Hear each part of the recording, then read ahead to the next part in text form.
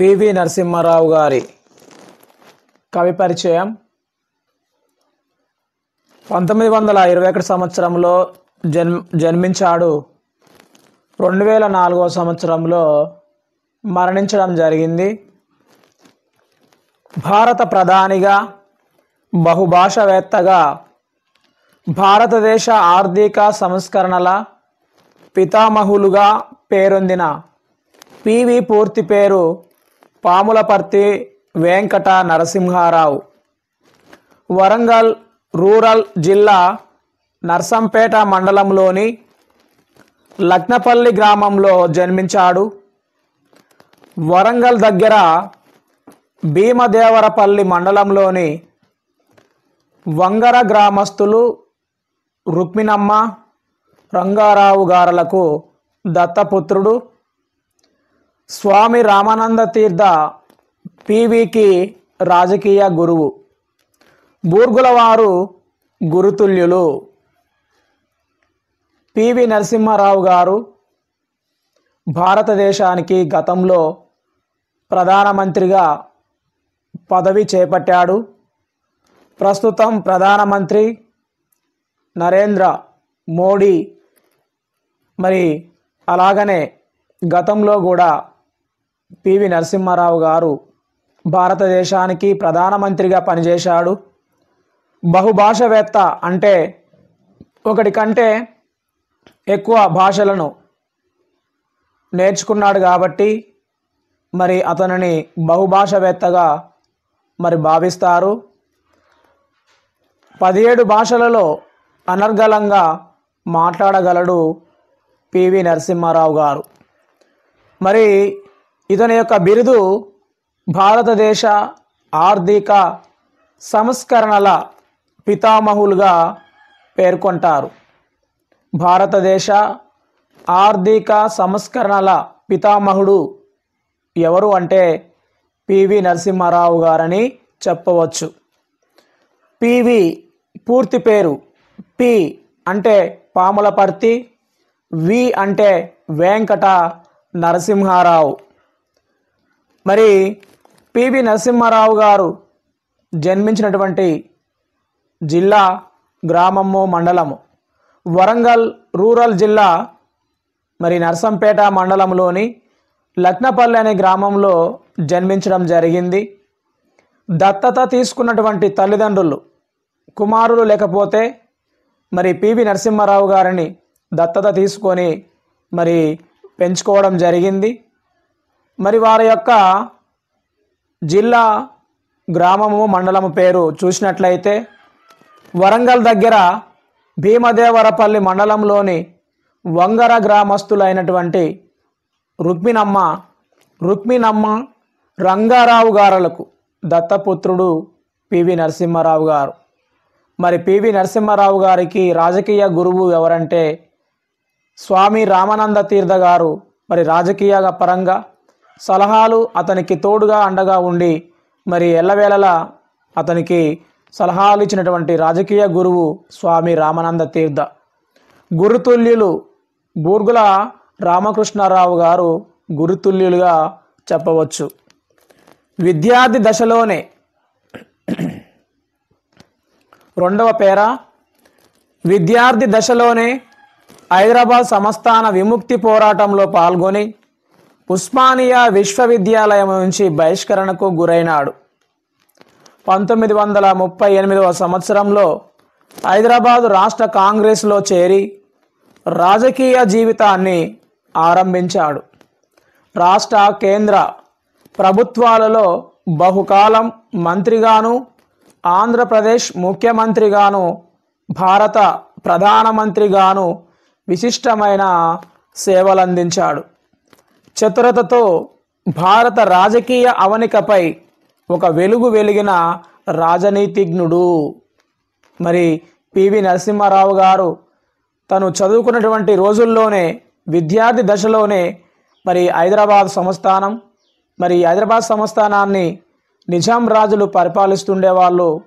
మరి ఈ యొక్క సంస్థానం చాలా పెద్ద సంస్థానం. మరి ఈ సంస్థానాన్ని భారతదేశము వచ్చిన తర్వాత, మన భారతదేశానికి స్వాతంత్రం వచ్చిన తర్వాత ఈ సంస్థానాలన్నీ భారతదేశంలో విలీనం కావడం జరిగింది. మరి ఈ సంస్థానం కూడా మరి భారతదేశంలో విలీనం కావాలని మరి దాని యొక్క పోరాటంలో పాల్గొన్నటువంటి మరి వ్యక్తి పివి నరసింహారావు గారు. ఆ పోరాటంలో పాల్గొన్నందుకు ఉస్మానియా విశ్వవిద్యాలయం నుంచి మరి బహిష్కరించడం జరిగింది. మరి అలాగే 1938 సంవత్సరంలో హైదరాబాదు రాష్ట్ర కాంగ్రెస్లో చేరి మరి రాజకీయ జీవితాన్ని ఆరంభించడం జరిగింది. 1938 సంవత్సరంలో హైదరాబాదు రాష్ట్ర కాంగ్రెస్లో చేరాడు. మరి ఆ సంవత్సరం నుంచే తన రాజకీయ జీవితాన్ని ప్రారంభించడం జరిగింది. రాష్ట్ర కేంద్ర ప్రభుత్వాలలో చాలా కాలం పాటు మరి మంత్రిగా పనిచేశాడు. ఆంధ్రప్రదేశ్ ముఖ్యమంత్రిగా పనిచేశాడు. భారతదేశానికి ప్రధానమంత్రిగా మరి పనిచేసి విశిష్టమైనటువంటి సేవలు కూడా అందించడం జరిగింది. మరి ఈ భారతదేశ భూమిపై తను మరి ఒక వెలిగినటువంటి రాజనీతిజ్ఞుడు పివి నరసింహారావు గారు. నెక్స్ట్ పేరా తెలుగు భాషతో సహా హిందీ, ఉర్దూ, ఆంగ్లం, మరాఠీ మొదలైన 17 భాషల్లో అనర్గళంగా మాట్లాడగలిగిన బహుభాషావేత్త. తెలుగులో కాకతీయ అనే పత్రికను నడిపించాడు. విశ్వనాథ 1000 పడగలు నవలను హిందీలోకి సహస్రఫన్ అనే పేరుతో అనువదించాడు. దీనికి కేంద్ర సాహిత్య అకాడమీ బహుమతి లభించింది. ఈయన ఆత్మకథగా ప్రసిద్ధికెక్కిన ది ఇన్సైడర్ అనేక భాషల్లోకి అనువదించబడింది. పన్ లక్షత్ కోన్ ఘతో అనే మరాఠీ పుస్తకాన్ని తెలుగులో అబలా జీవితంగా ఈయన అనువదించాడు. తెలుగు భాషతో సహా పివి నరసింహారావు గారికి హిందీ, ఉర్దూ, ఆంగ్లం, మరాఠీ మొదలగు మరి 17 భాషలలో అనర్గళంగా చాకచక్యంగా మరి మాట్లాడగలుగుతాడు పివి నరసింహారావు గారు. అందుకే ఇతనిని బహుభాషావేత్తగా మరి ఇతడు పేరు పొందడం జరిగింది. తెలుగులో కాకతీయ అనే పత్రికను కూడా నడిపించాడు. తెలుగులో కాకతీయ పత్రిక మరి నడిపించడం జరిగింది. విశ్వనాథ సత్యనారాయణ 1000 పడగలు నవలను హిందీలోకి సహస్రపన్ అనే పేరుతో అనువదించాడు పివి నరసింహారావు గారు. మరి ఈ సహస్రపన్ ఈ అనువాదానికి కేంద్ర సాహిత్య అకాడమీ బహుమతి కూడా లభించింది. ఈయన ఆత్మకథగా ప్రసిద్ధికెక్కినటువంటి మరి మరో గ్రంథము ది ఇన్సైడర్. ఆత్మకథగా ప్రసిద్ధికెక్కినటువంటి గ్రంథం ది ఇన్సైడర్ అనేక భాషల్లోకి అనువదించబడింది. పన్ లక్షత్ కోన్ ఘతో అనే మరాఠీ పుస్తకాన్ని తెలుగులో అబలా జీవితంగా మరి పివి నరసింహారావు గారు అనువదించారు. నెక్స్ట్ పేరా నిరాడంబర జీవితం. నిజాయితీ, దేశభక్తి కలిగిన పివి నరసింహారావు జీవిత పర్యంతం నిండుకుండల స్థిత ప్రజ్ఞుడిగా వెలిగాడు. పివి నరసింహారావు గారు నిరాడంబర జీవితం మరి నిజాయితీ పరుడుగా దేశం మీద భక్తితోటి ప్రేమతోటి దేశభక్తి కలిగినటువంటి పివి నరసింహారావు గారు తన జీవిత పర్యంతము మరి ఒక నిండుకుండలాగా స్థితప్రజ్ఞుడిగా వెలిగాడు పివి నరసింహారావు గారు. ఈ కవి పరిచయంలోని మరి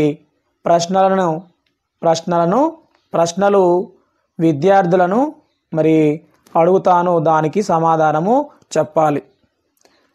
భారతదేశ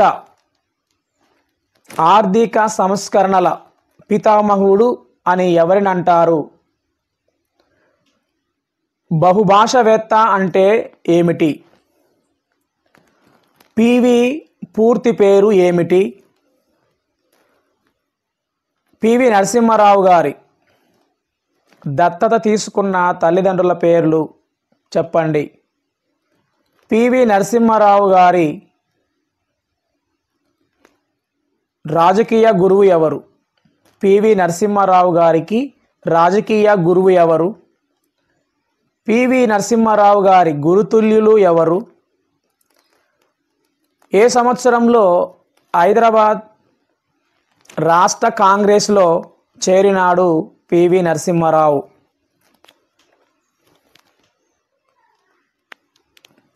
పివి నరసింహారావు గారికి ఎన్ని భాషల్లో అనర్గళంగా మాట్లాడగలడు?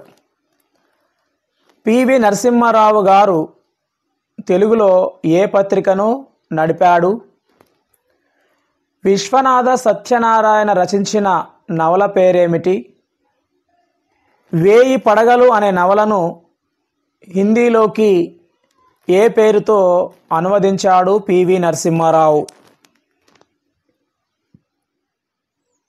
విశ్వనాథ సత్యనారాయణ రచించిన వేయి పడగలు నవలను ఏ భాషలోకి సహస్రపన్ అనే పేరుతో పివి నరసింహారావు గారు అనువదించాడు?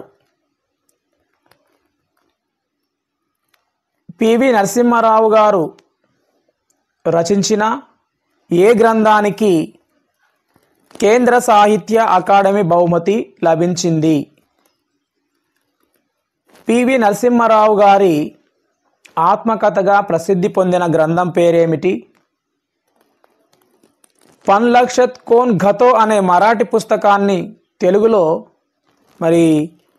పివి నరసింహారావు గారు అనువదించాడు. ఏ పేరుతో అనువదించాడు? పన్ లక్షత్ కోన్ ఘతో అనే మరాఠీ పుస్తకాన్ని తెలుగులో పివి నరసింహారావు గారు ఏ పేరుతో అనువదించడం జరిగింది? విద్యార్థులు ఈ పాఠంలోని ప్రశ్నలకు సమాధానం చెప్పండి. ప్రశ్నలు: పాఠం ఉద్దేశం ఏమిటి? పాఠం ఏ ప్రక్రియకు చెందినది? హైదరాబాద్ రాష్ట్రానికి తొలి ముఖ్యమంత్రి ఎవరు? భారతదేశ ఆర్థిక సంస్కరణల పితామహుడు ఎవరు? పివి నరసింహారావు పూర్తి పేరు ఏమిటి? పివి నరసింహారావు గారిని దత్తత తీసుకున్న తల్లిదండ్రులు ఎవరు? ఎటువంటి వారిని స్ఫూర్తిగా తీసుకుంటాము? పివి నరసింహారావు గారి రాజకీయ గురువు ఎవరు? పివి నరసింహారావు గారి గురుతుల్యులు ఎవరు? పివి నరసింహారావు గారు ఎన్ని భాషలు అనర్గళంగా మాట్లాడగలరు? విశ్వనాథ సత్యనారాయణ కవి రాసిన నవల పేరు ఏమిటి?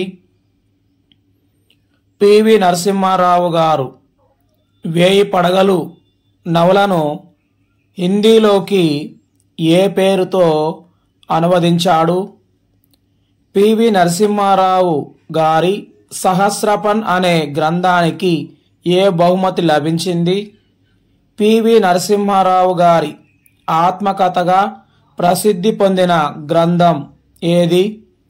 పన్ లక్షత్ కోన్ ఘతో అనే మరాఠీ పుస్తకాన్ని తెలుగులో ఏ పేరుతో పివి నరసింహారావు గారు అనువదించాడు?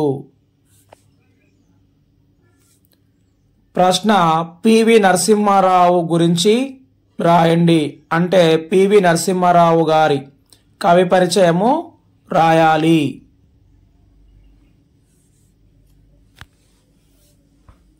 పివి నరసింహారావు గురించి రాయండి అంటే పివి నరసింహారావు గారి కవి పరిచయము చదువుకొని రావాలి.